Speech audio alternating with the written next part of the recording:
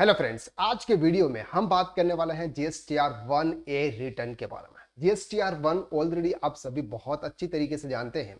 अब एक नया रिटर्न आ गया जीएसटीआर 1A जो कि अगस्त मंथ से एक्टिव हो चुका है। अब ये जीएसटीआर 1 किसको फाइल करना है, कब फाइल करना है, इसका रिफ्लेक्ट क्या होगा, ये सब कुछ आज हम इस वीडियो के अंदर डिटेल में कवर करने वाला हैं। सबसे पहले बात करते हैं कि जीएसटीआर 1 मंथली भी होता है, क्वार्टरली भी होता है।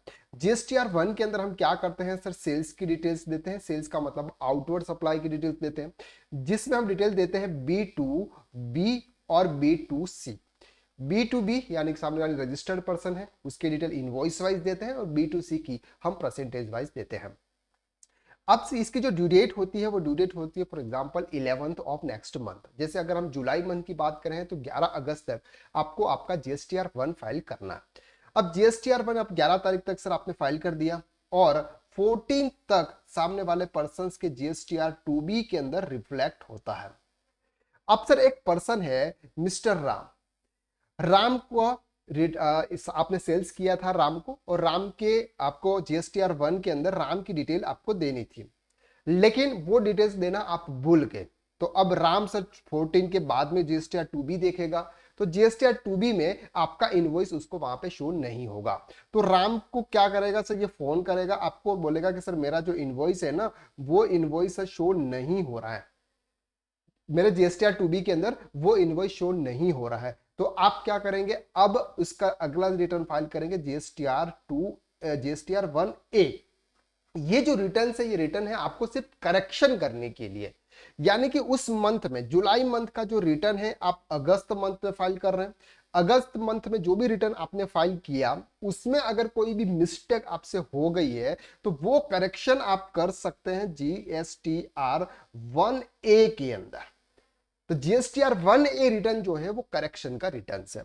अब सर ये जो रिटर्न है ये ऑप्शनल है। ऑप्शनल का मतलब होता है कि अगर आपको फाइल करना है, आप में कुछ गलती हो गई है, कुछ मिस्टेक हुई है, अगर आपको करेक्शन करना है तो ही आप फाइल करेंगे, अदरवाइज इसको फाइल करने की जरूरत नहीं है, और न ही उसकी कोई भी लेट फीस आपको वहां पर लगती है।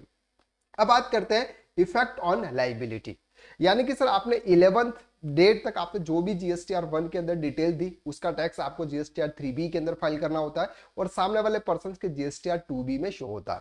और 14 तक आपने सर सभी डिटेल्स फिलअप कर दी थी, 11 तक आपने रिटर्न फाइल कर दिया था। 14 के बाद जीएसटीआर 2B के सामने वाले पर्सन में रिफ्लेक्ट हुआ, फिर उसने आपको बताया, और आपने 14 के बाद में जीएसटीआर 2A फाइल किया, जीएसटीआर 3B फाइल करने से पहले तक, यानी कि 14 तारीख से बाद में, और 20 जो भी आपकी डेट है उसके पहले तक आपने वो फाइल करना आप कर सकते हैं उसको जीएसटीआर 1A को।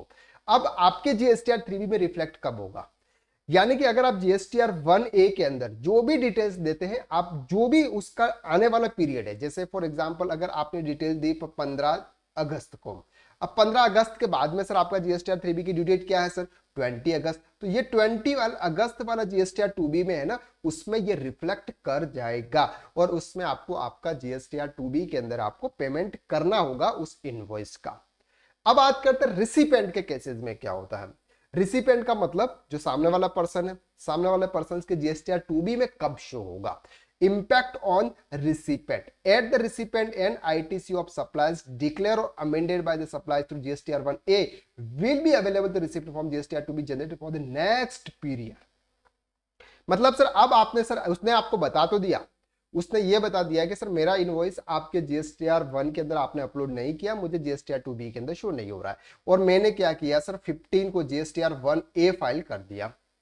अब जीएसटीआर 1A फाइल कर दिया मैंने, तो जीएसटीआर 3B के अंदर रिफ्लेक्ट कर गया कि मुझे टैक्स पे करना है, लेकिन सामने वाले पर्सन के जीएसटीआर 2B में नेक्स्ट मंथ का जो जीएसटीआर 2B होगा उस मंथ में रिफ्लेक्ट करेगा, यानी कि उसको आईटीसी कब मिलेगा, आईटीसी उसको नेक्स्ट मंथ मिलेगा। तो इस मंथ उसको आईटीसी नहीं मिलेगा, क्यों, क्योंकि जीएसटीआर 2B 14 तक फ्रीज हो जाता है।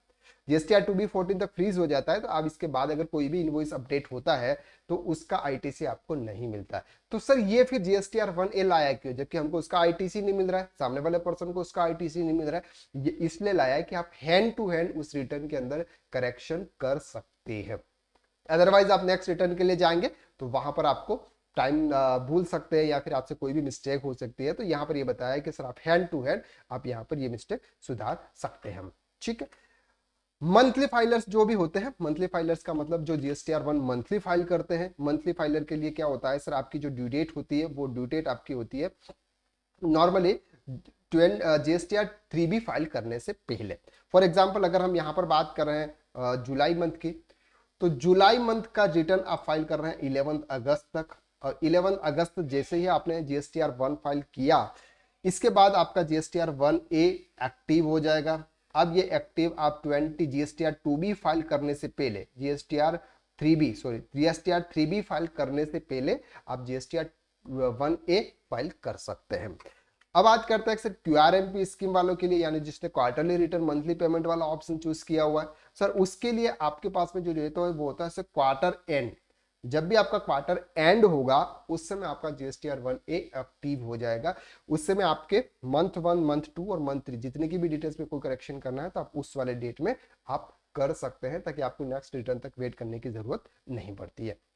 अब बात करते हैं GSTIN चेंजेस।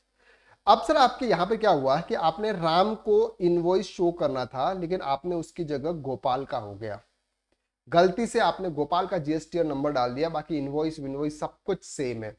क्या आप वो GSTR1A के अंदर सुधार सकते हैं? Answer is no. यहां पर सिर्फ आप इनवॉइस सुधार सकते हैं, इनवॉइस की वैल्यू है, GST की वैल्यू है, ये सिर्फ आप सुधार सकते हैं, लेकिन सामने वाले पर्सन का GSTN नंबर आप GSTR1 के अंदर सुधार नहीं सकते। उसके लिए आपको नेक्स्ट रिटर्न GSTR1 तक वेट करना पड़ेगा और वहां पर आपको अमेंडमेंट के थ्रू आप सुधार सकते हैं। अब सर ये GSTR1A दिखता कैसा है सर, उसके अंदर कौन कौन से कॉलम होते हैं? GSTR1A same to same GSTR1 की तरह ही होता है। आपको दोनों में फर्क समझ में नहीं आएगा कि कौन सा GSTR1 है, कौन सा GSTR1A है। सब कॉलम सब कुछ सेम होते हैं, सेम टू सेम फाइल होता है जैसे GSTR1 फाइल होता है। तो बिल्कुल टेंशन लेने की आपको जरूरत नहीं है कि GSTR1A अलग से है, हमें सीखना पड़ेगा, ऐसा कुछ भी नहीं है। GSTR1 जैसा सेम रिटर्न है। तो ये था GSTR1A कब फाइल करना है, कैसे फाइल करना है, ये सब कुछ हमने इस वीडियो के अंदर देखा। आई होप कि ये वीडियो आपको अच्छी तरह से समझ में आ गया। आज के लिए बस इतना, नेक्स्ट वीडियो में हम फिर मुलाकात करते हैं, तब तक के लिए थैंक यू सो मच।